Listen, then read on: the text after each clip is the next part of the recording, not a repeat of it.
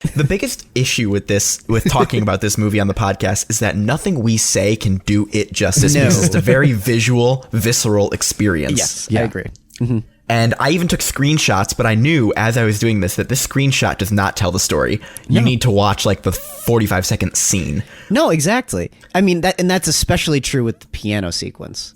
Oh my God. Especially true with the piano sequence. Nothing can do, like a screenshot is just going to confuse you.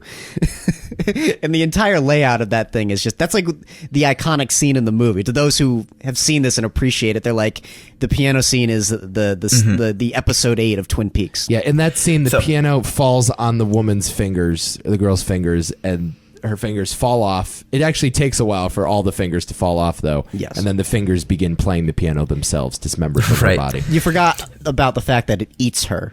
Oh, true. The piano doesn't eat her after that. Yeah. So another interesting thing is that each of these characters, along with their sort of attribute that describes them, it also describes how they die. Yeah. Yeah, it's kind of like Charlie and the Chocolate Factory. That Sure, way. yeah. Yeah, actually. Actually, in a lot of ways, this is not too far off. Right. Charlie and the Chocolate Because Factory. Gorgeous ends up with the golden ticket and she gets the factory, right? I mean, Exactly. Good day, sir.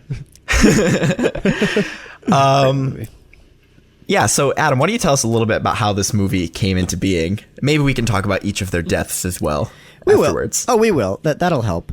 But it's an interesting film to choose because Nick still hasn't seen Jaws. Now, Yeah, I read this. this is fascinating. So in the mid 1970s, we had this little film that came out in America called Jaws, which is the biggest film of all time. And Toho over in Japan was like, we want that. We want our Jaws. We want, even though they were already making God only knows how many Godzilla films. So I don't know why they felt like they needed to make a Jaws, but they did. So there was kind of scrounging around for directors to do like a haunted house movie that could compare to that. Yeah. I don't know why they thought that would work, but okay. So I mean, I think if you want to make your Jaws, you need a shark. yeah, why don't you just That's what I would have gone with. make a monster movie at the very least. Do that. I don't know. We want our Jaws, and we're not going to set any of it on the beach. How does that work? Yes.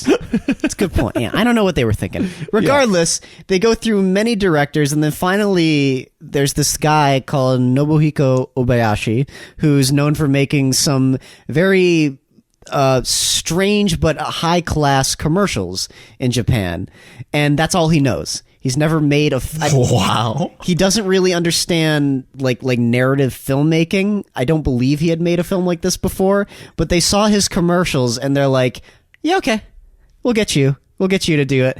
And You know what, though? I think that the film industry needs more commercial makers in their films because there's something about being able to condense this down as much as possible.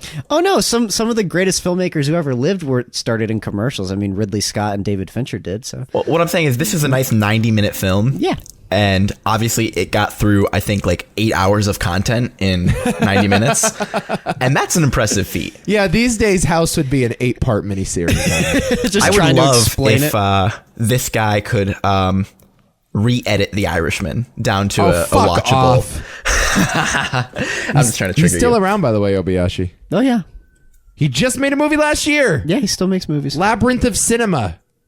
What the hell? All The right. story centers on a group of young people who travel back in time when they are in a movie theater just before closing time. They witness the deaths during the closing days of Japanese feudal times and on the battlefront in China before they are sent to Hiroshima just before August 6, 1945. Atomic bombing of the city. That movie is 2 hours and 59 minutes, so I want you to take your brevity comment back right now. They always, it goes to their head. That's what happens to these filmmakers. They always get longer. The films always get longer as they go. Yeah, his movie before that, Hanganamati, 2 hours, 48 minutes. There you go. So His movie Goes to before their head. that, 2 hours 51. This guy's the worst. This guy's the Scorsese of Japan. Well, this movie works. I would, with this movie being his first, that can make sense. Scorsese's trajectory started out kind of crazy, and then he got longer and a little slower. You think Scorsese likes House? Yeah, I bet you he does too. yeah, I bet you he does. And I don't like that very much. Scorsese has taste, Nico. How dare you? He has taste, unlike you. Here's what I don't like about this movie. If I were to boil it down into one sentence. Here's the problem with listening to Nico talk about this movie is that I don't believe in anything he's saying right now. What do you mean? I don't believe in... this comes down to Nico saw this movie and he's like, yeah, like fundamentally what the essence of this movie is doesn't work for me. So are you going to try to justify it beyond that? I mean, I can try, but I don't buy any of it. I can go That's for the problem. Is he's rationalizing. Oh, are you saying I'm reverse engineering my take? Yes. Yes. You're rationalizing this. Okay. I was actually reading. I was reading a book a few days ago talking about this very idea. I already don't believe you. No, fuck off. You don't read books. No, but this guy's argument. He's a cultural critic himself. This guy, and he made the argument that critics, because they have such a high output of content, will watch a film, react to the film, and then reverse engineer the opinion of that film. Because we, as people, can't...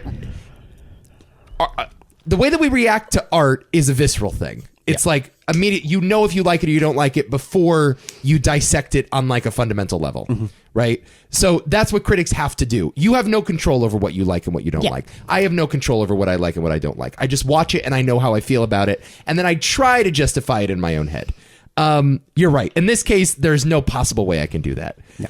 I do think though, like as a work of acting and as a work of like direction, just in terms of a director working with two actors doing a scene together, none of this works. I think it's actually pretty poorly acted. And that's one of the problems I have with this movie as opposed to a David Lynch movie is there's always like a fundamental competency to a Lynch thing. Yep. There's not going to be that many bad performances in a David Lynch movie. And I like a director that even when he goes weird can do the X's and O's right. Now, when I watch a movie like this, though, like a 70s sort of campy horror type film, quality acting is not something I've ever expected. I just watched the scene where the daughter meets the father for the first time, and here comes the new mistress ready to be wed. And they're on this really tacky green screen set. And the way that it's blocked, they shoot it behind a door.